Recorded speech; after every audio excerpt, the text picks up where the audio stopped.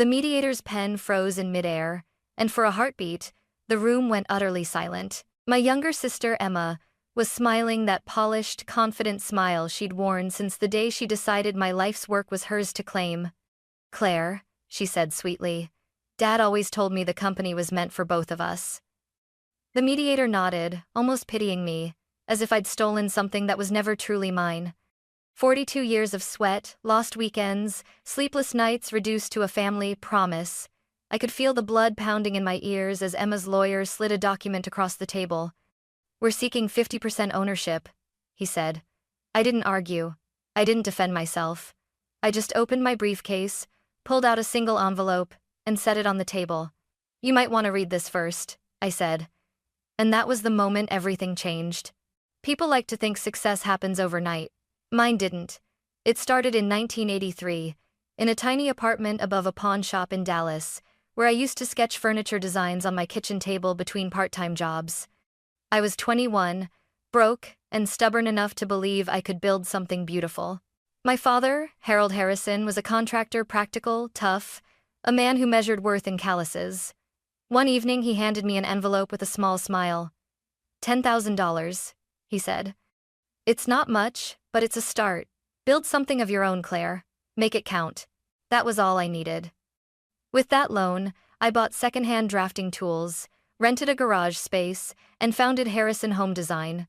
I worked 7 days a week, taking every small project I could find, repainting kitchens, designing cabinets, refitting old homes that nobody cared about. Slowly, the calls started coming, then referrals, then contracts. By the time I was 35, I had 12 employees and clients waiting months in advance. By 40, we were designing homes for CEOs and celebrities. My father used to walk through the showroom with quiet pride, running his hand over polished wood and saying, "You did this, kiddo." And Emma? My little sister was off chasing internships in Los Angeles, posting photos from rooftop parties while I was hauling lumber at midnight. She had big dreams, marketing, branding, a life of glamour. "You're wasting your talent in construction dust," she'd tell me. "You should hire me to make your company famous." I laughed back then. We weren't rivals, we were just different. Or so I thought. When Dad passed away in 2019, I handled everything: the funeral, Mom's medical bills, the estate. Emma came home for 3 days, gave a speech about family, then flew back to California. I didn't mind. I was used to carrying things alone. But 2 years later, out of nowhere, she called me. Her voice was soft but sharp. "Claire, we need to talk about the business." I smiled. "What about it?" She paused, then said words that made my stomach twist. "Dad always said Harrison Home Design was for both of us. I think it's time we made that official." I laughed then, a mistake I wouldn't make again, because that phone call was the start of everything that came after. 2 weeks after that call, a courier showed up at my office with a thick brown envelope. Inside was a 78-page lawsuit. Emma Harrison versus Claire Harrison ownership. Claim over Harrison Home Design, Incorporated. For a few seconds, I couldn't breathe. My own sister was suing me. Her attorney, a man named Daniel Price, claimed that our father had made a verbal promise that the business would belong to both of his daughters, as part of his legacy. The documents accused me of using family money, of excluding Emma from decisions, of profiting from a company intended to be jointly owned. I felt my hands shaking. I had receipts for every cent I'd ever invested, every contract I'd ever signed. But legal truth isn't always emotional truth, and Emma knew exactly which strings to pull. That night, I sat in my office long after everyone left, staring at the company logo I'd designed 40 years ago. My name, my dream. My lawyer, Sarah Klein, called the next morning. "I've read the claim," she said, calm but firm. "It's emotional manipulation disguised as a case. But it's dangerous, Claire. She's invoking what's called promissory estoppel. If a judge believes your father made a promise with legal intent, ownership records might not protect you. So she could actually win?" I asked, barely recognizing my voice. "It's possible. Not likely, but possible. We'll need everything: incorporation papers, tax records, business loans, emails from your father, anything proving his intent." For the next week, I barely slept. My office turned into a battlefield of boxes, contracts, letters, Old ledgers yellowed with time. Every page was a piece of my life, and I couldn't shake the thought that Emma wanted to erase it. Mom's nurse called me one evening. "Your sister just phoned asking about your mother's memory records. Do you know why?" My blood ran cold. Emma was already building her case, trying to rewrite history through our parents. By the end of that week, I'd gone from disbelief to anger. Not because of the money, but because my little sister, the girl I once protected from everything, had turned me into her opponent. I looked at the lawsuit again, bold letters at the top, Plaintiff Emma Harrison, and I whispered, "If you want to fight, Emma, you're going to get one."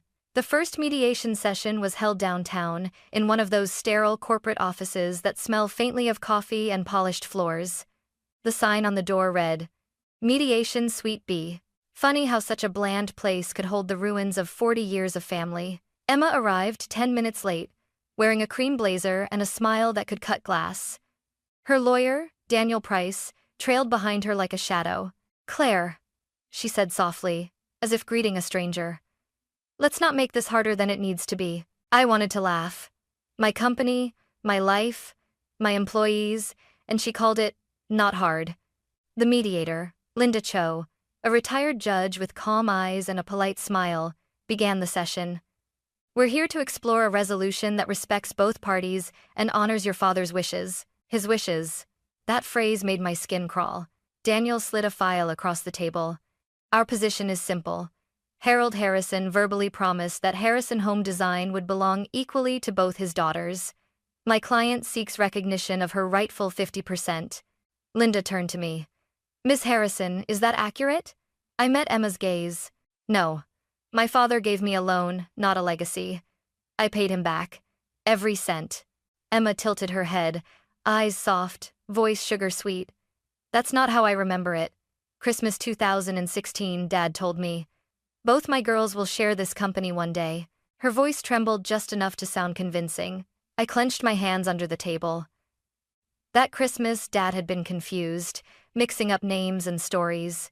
He'd already started losing pieces of himself, sometimes calling me Mary, his late sister. But the mediator didn't know that. And Daniel, the lawyer, smiled like a man watching a chess game he'd already won. Linda's pen moved slowly. "Miss Harrison, would you say your father's statement could be interpreted as an intention of shared ownership?" I bit back a laugh. "You can interpret anything if you twist it hard enough." "Please," Linda warned gently. "Let's keep this professional." Emma folded her hands. "I'm not trying to take from her," she said, feigning innocence. "I just want what's fair. What Dad promised. Fair." That word hit me harder than I expected. For years I'd been paying Mom's medical bills, handling Dad's care, keeping this company alive. And she was talking about fair. When the session ended, the mediator scheduled another round. Emma hugged me at the door, whispering, "I still love you, Claire. I just want equality." I pulled away, staring at her coldly. Equality doesn't mean erasing 40 years of my work. As she walked out, Daniel glanced back and smiled. That was the moment I knew this wasn't about family anymore. It was about ownership. The second mediation session was worse. By then, Emma had perfected her performance. The trembling voice, the wounded look, the story about Dad's dream of unity. Even the mediator, Linda, seemed charmed. When we sat down, Emma clasped her hands on the table like a saint. "Claire," she began softly, "this isn't about money. It's about what Dad wanted. About family." I almost laughed. Family? That word had become her favorite weapon. Linda leaned forward. "Claire, sometimes business ownership in families carries emotional meaning beyond paperwork. Don't you feel some obligation to honor your father's intent?" "My father's intent?" I said slowly. "He intended for me to work, to build. I did that. Alone." Daniel, her lawyer, interrupted. "Intent can exist without written proof. Courts often recognize verbal promises in family estates." Sarah, my lawyer, shot him a look. "Only when those promises are specific and legally binding, which yours aren't." The mediator scribbled something in her notes, probably that I was defensive. And maybe I was, because I could feel the walls closing in. Emma was playing the long game, emotion over evidence. And it was working. After 3 hours, the mediator suggested I consider a goodwill gesture. "Perhaps," she said gently, "offering your sister a minority share." 10, maybe 20%. I felt my stomach twist. You're suggesting I hand over part of my company to someone who's never worked a day for it? Linda's tone didn't change. It could help the family heal. I looked straight at Emma. Or destroy what's left of it. She didn't blink. You've always been selfish, Claire. You just hide it behind hard work. Something in me cracked. Selfish? I snapped. Who paid Mom's hospital bills for the last 4 years? Who sold their house to cover Dad's care when his insurance ran out? You didn't even visit him at the end? Enough, Linda said sharply. This is not productive. No, it was honest.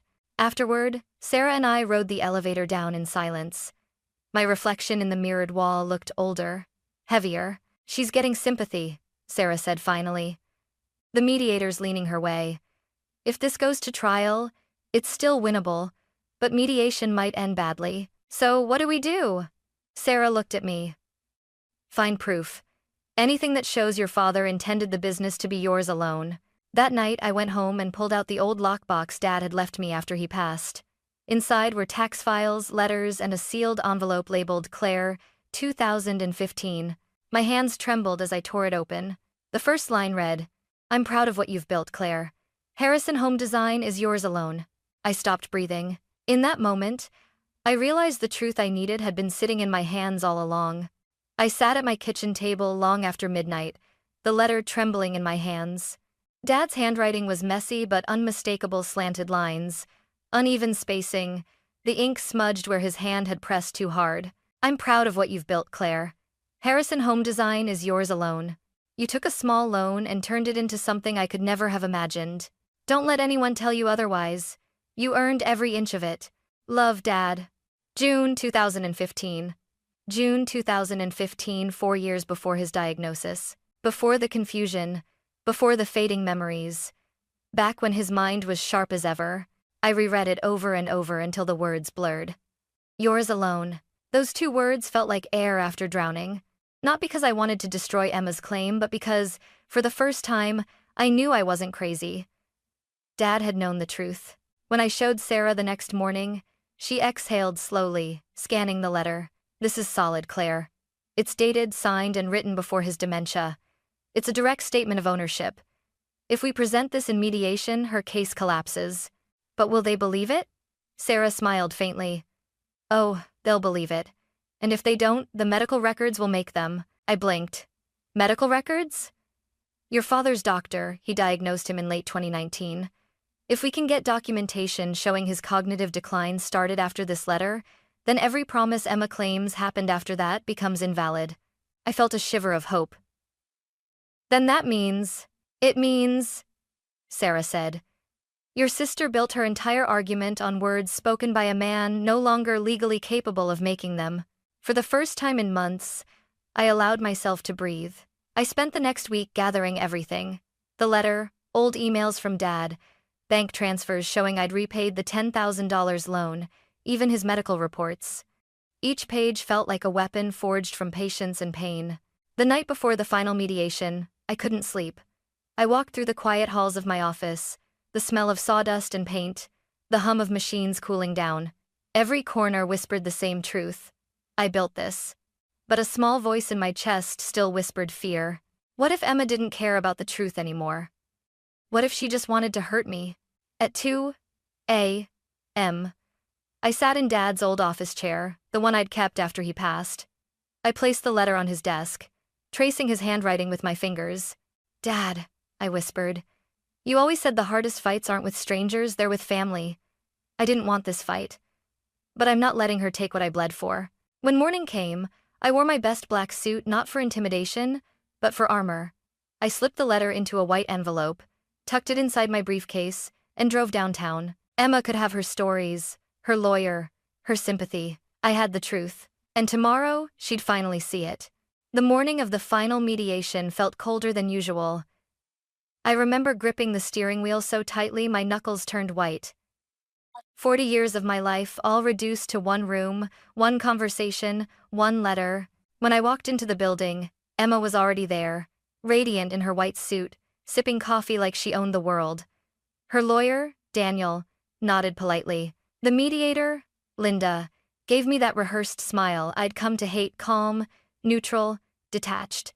"Let's begin," Linda said, her voice steady. "This is our third and final session. My hope is that we can reach an agreement before this proceeds to trial."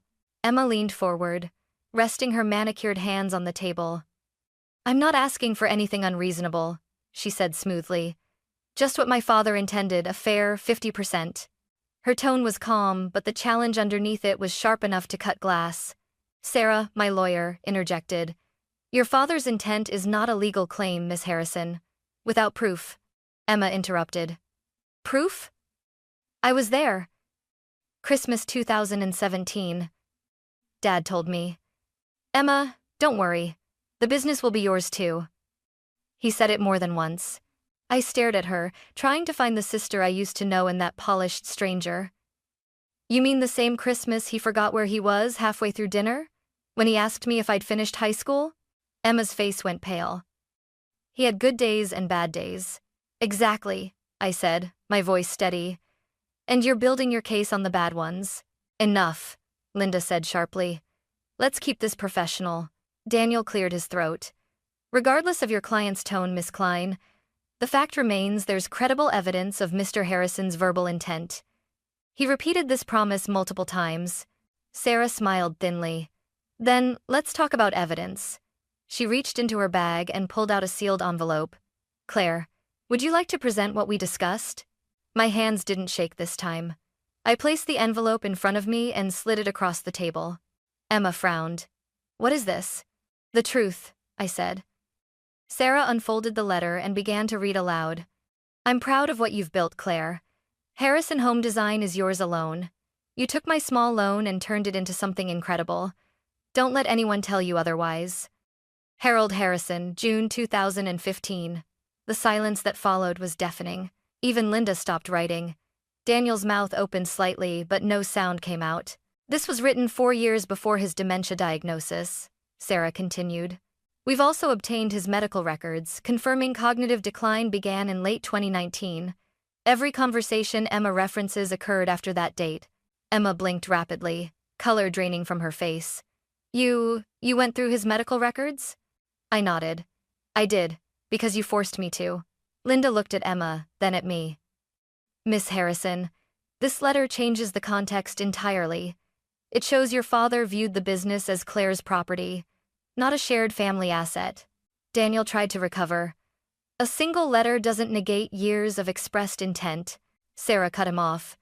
"Intent expressed by a man medically documented as cognitively impaired." The mediator leaned back, sighing. "Mr. Price, your client's claim may no longer have a legal basis. Continuing could expose her to liability for costs." Emma's eyes glistened. "So that's it? You get everything, and I get nothing?" I took a slow breath. "You were never supposed to get nothing, Emma. You were supposed to build your own life like Dad wanted. Instead, you tried to take mine." Her voice cracked. "You think you're better than me." "No," I said quietly. "I think I was just willing to work harder." For a long moment, no one spoke. The ticking of the wall clock filled the silence like a drumbeat. Finally, Daniel whispered to her, "We should withdraw." Emma turned toward him, then back to me, trembling. "You always win, don't you, Claire? You always have to be right." "This wasn't about being right," I said. "It was about being honest. There's a difference." Her chair scraped loudly against the floor as she stood. "You can keep your business," she spat, "but don't expect to keep your family." I looked her straight in the eyes. "You made sure of that when you filed the lawsuit." She left before anyone could stop her.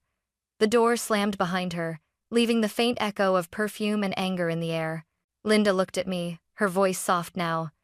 "I think that concludes our session." Sarah exhaled, shoulders relaxing for the first time in months. That letter saved everything. But as I sat there, staring at the empty chair across the table, it didn't feel like victory. It felt like loss, quiet, inevitable, and irreversible. Because the truth had protected my business. But it had also broken my sister beyond repair. I won. At least, that's what everyone kept telling me. The legal claim was withdrawn that same afternoon. Daniel sent a short, formal statement, acknowledging that new evidence had rendered further proceedings unnecessary. Sarah congratulated me over dinner. "You did it, Claire. You saved everything."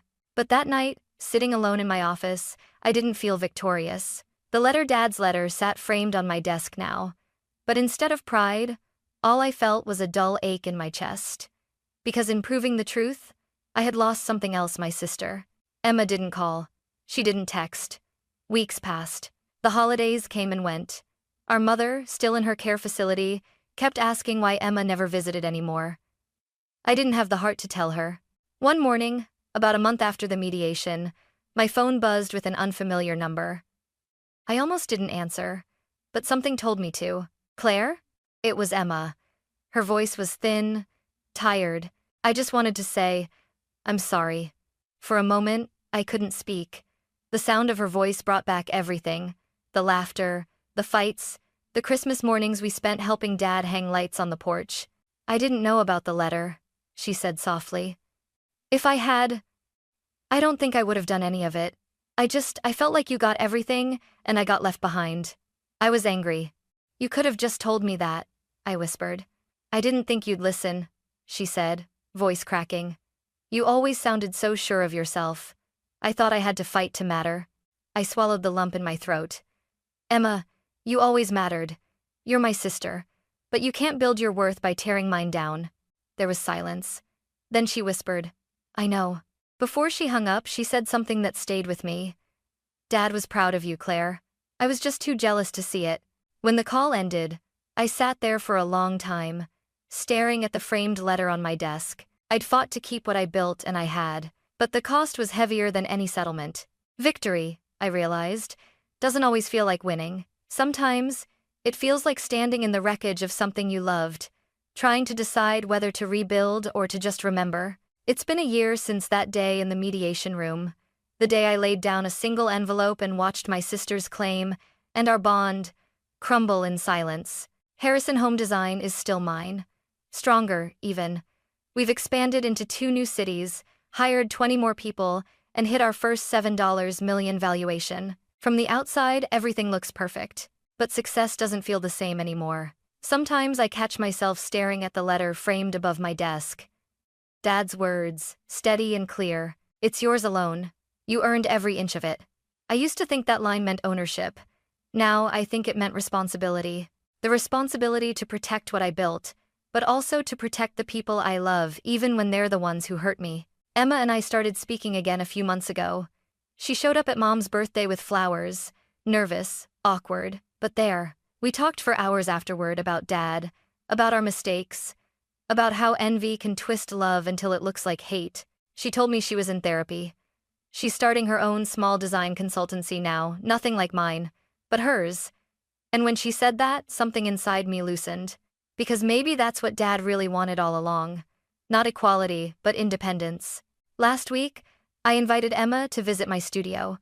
She walked through the space quietly, touching the tables, the samples, the sketches pinned to the walls. "This isn't just a business," she said softly. "It's your whole life." I smiled. "It's a part of it.